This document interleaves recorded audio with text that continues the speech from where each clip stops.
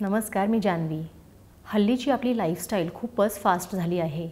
आपण सतत खूपच घाईत असतो, दगदग होते। बऱ्याच वेळा आपलं बाहेरचं खाणं पिणं होतं किंवा घरीसुद्धा चुकीच्या पद्धतीने खाणं होतं। त्यामुळे सडनली बऱ्याच वेळा आपल्याला पोट बिघडतं आणि जुलाब देखील होऊ शकतात।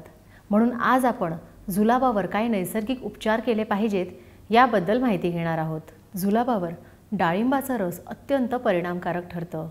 आपण दिवसभरात 3-4 वेळा 1-1 कप डाळिंबाचा रस घेत राहिलं पाहिजे।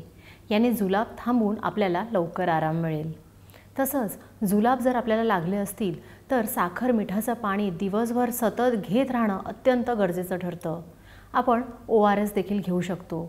याने जुलाब तर थांबतीलच, पण त्याचबरोबर आपल्याला डिहायड्रेशनचा त्रास देखील होणार नाही।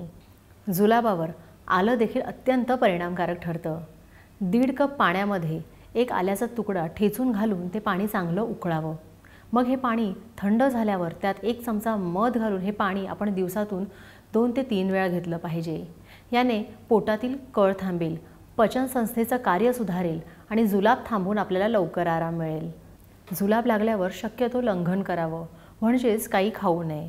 आपण द्रव पदार्थ किंवा लिक्विड पदार्थ घेऊ शकतो। आपण पेज, सूप, साबुदाण्याची खीर किंवा मुगाच्या डाळीची खिचडी घेऊ शकतो। याने आपल्याला लवकर आराम मिळेल। तसंच अधूनमधून आपण बेलफळाची कँडी किंवा सफरचंद देखील खाऊ शकतो। याने जुलाब लवकर थांबण्यास मदत होईल। तर मग आपलं पोट बिघडू नये, जुलाब लागू नये यासाठी बाहेरचे खाद्यपदार्थ आणि पाणी टाळा। पाणी शक्यतो गरम करूनच प्या आणि आपलं आरोग्य उत्तम ठेवा।